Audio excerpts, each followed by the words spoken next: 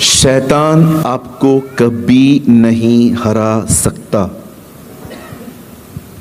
But याद रखना वो आपको विश्वास दिला सकता है कि आप हारे हुए हो। वो कभी भी आपको नहीं हरा सकता। वो सिर्फ आपके अंदर एक सोच पैदा करता है कि तुझसे नहीं होगा। एक दिन मैं बाइबल पढ़ रहा था और मैंने एक अद्भुत बात पढ़ी वहां पर कि यीशु ने अपने चेलों का चुनाव करने से पहले पूरी रात प्रार्थना की। मैंने सोचा, खुदा मुझे किसी को दिखाना नहीं है, न किसी को बताना है, पर क्या मैं भी पूरी रात प्रार्थना कर सकता हूं? सडनली थॉट आया मुझे, नहीं होगा। पूरी रात कोई बैठ सकता है क्या? कुछ भी नहीं होता है। 1-1.5 महीने के बाद मुझे ये रियलाइज हुआ कि मैं गलत ख्यालों को अपनी जिंदगी में जगह दे रहा हूं।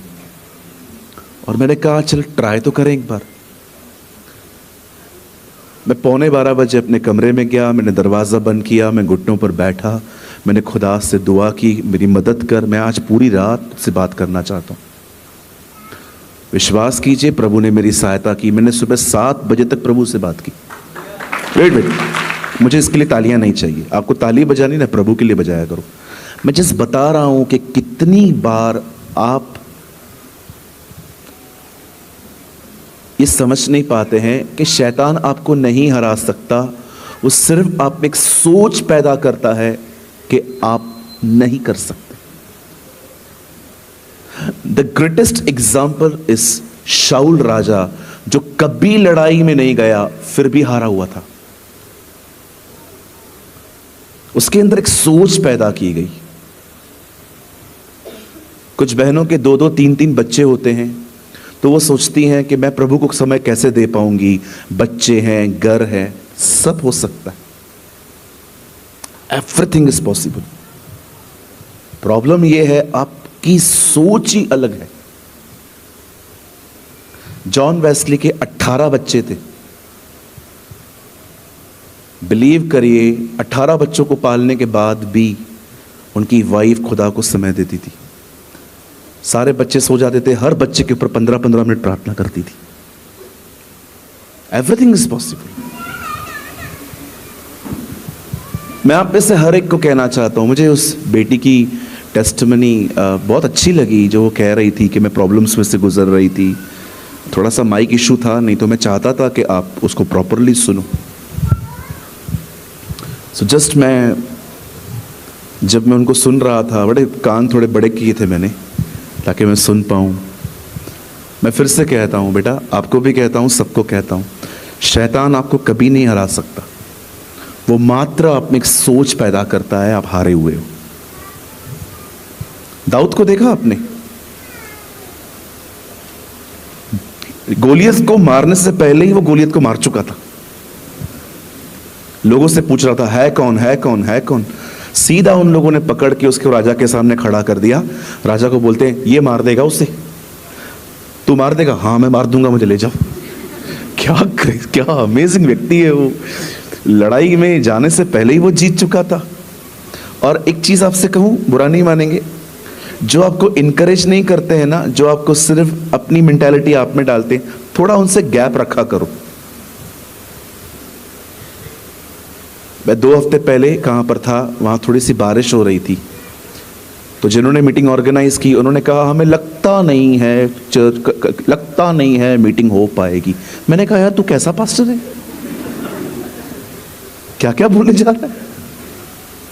2-3 हफ्ते पहले मैं कहां गया था, वहां बारिश हो रही थी, तो मैंने उनको बोला मीटिंग इंडोर है आउट है?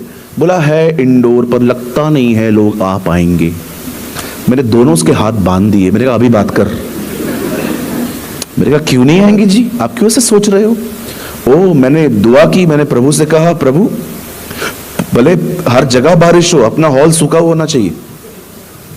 You know when Reynold Bonkey was in Pune, जब बॉन्के सर पुणे आए थे, बहुत 90s की बात है, पुणे में अगस्त के महीने में जो बारिश थी, इतना सा पानी भरा हुआ था, बसेस नहीं चल पा रही थी, ट्रांसपोर्ट अटक रहे थे। मेरा एक दोस्त है, हिज नेम इज प्रशांत, वो उनकी मीटिंग में जा रहा था, पुणे स्टेडियम में मीटिंग थी।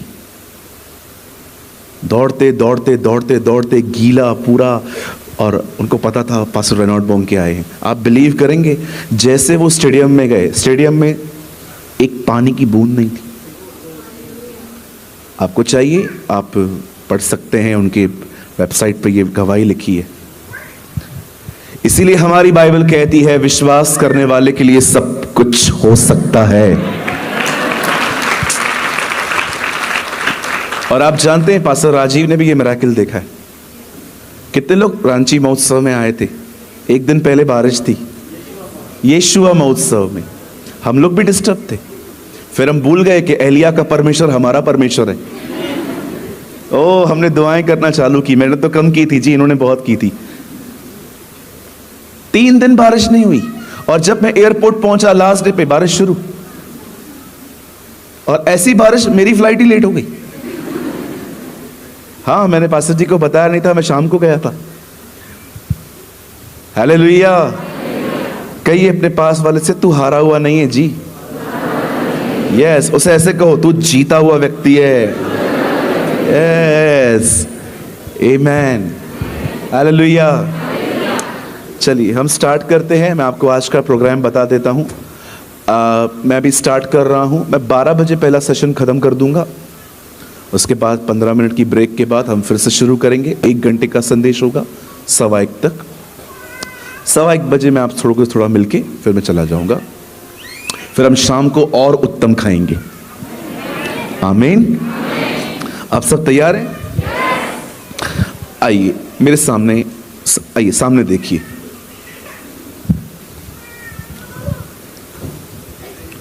बड़े ध्यान से सुने। हमारी बाइबल में सबसे बड़ा चैप्टर जो है वो भजन संहिता 119 है। लेकिन अगर आप जबूर पढ़े, उर्दू में भजन संहिता को जबूर कहा जाता है, पर अगर आप जबूर पढ़ें तो आपको पता चलेगा 78 साम भी बहुत बड़ा है। भजन संहिता 78। खोलिए मत, अभी मैं आपको कुछ बताना चाहता हूं। जब आप साम 78 को पढ़ेंगे तो आपको इजराइलियों के मिस्र से कनान जाने का वर्णन मिलेगा, एक्सप्लेनेशन मिलेगी। और ये इस अध्याय में उनकी बहुत सारी ऐसी गलतियां लिखी हैं जो मूसा ने उन 5 किताबों में नहीं लिखी हैं, दाऊद ने भजन संहिता में लिखी हैं। लिखा है वो डीड थे, डीड का मतलब जिद्दी। लिखा है वो विश्वासघाती थे, प्रभु को कहते थे पर विश्वास करते नहीं थे। बहुत सारे उनके गुनाहों का जिक्र है।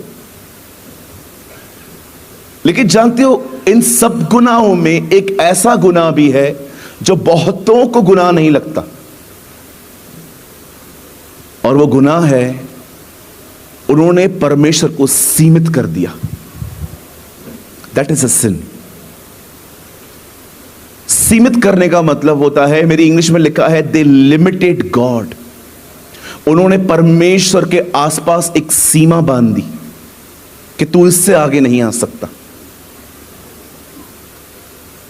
आप जानते हो आप और मैं परमेश्वर को कैसे सीमित करते हैं? जब आप परमेश्वर के वचन को छोड़ के जब आप प्रॉब्लम को मनन करते हैं ना, मेडिटेट करते हैं, आप अपने खुदा को छोटा और आप अपनी तकलीफ को बड़ा बनाते हैं।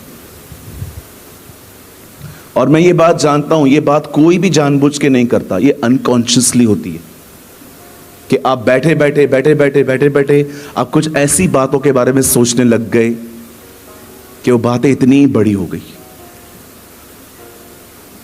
मैं आपको सच कहता हूं, आप माने या न माने, मैंने फुटपाथ पर रहते हुए लोगों को खुश देखा है, पर मैंने बड़े बड़े घरों में लोगों को दुखी देखा है। That's called attitude. ये उनका अपना एक व्यवहार है। बॉम्बे के भिखारी पता है क्या बोलते हैं? सारे जहां से अच्छा हिंदुस्तान हमारा, रहने को घर नहीं सारा जहां हमारा। ये उनकी लाइन्स हैं। एक भिखारी ने मुझे कही थी, आप बड़े बड़े लोगों का इंटरव्यू लेते हो, मैंने एक बैगर को देखा, वो बहुत खुश था। मैंने कहा और भाई साहब कैसे हो, यीशु मसीह को जानते हो? स्टाइल में बोलता है, सारे जहां से अच्छा हिंदुस्तान हमारा, रहने को घर नहीं सारा जहां हमारा। मैंने कहा दैट्स अ एटीट्यूड। पर आप देखो कुछ लोग एयर कंडीशन घरों में भी खुश नहीं है। कोई प्रॉब्लम नहीं है अगर आपको उसको देखने का नजरिया नहीं पता। हमारा प्रॉब्लम यह है, हम सब चीजों को बड़ा बनाते हैं। आप देखो कुछ लोग चींटी का हाथी बना देते हैं, पर कुछ लोग हाथी का चींटी बना देते हैं।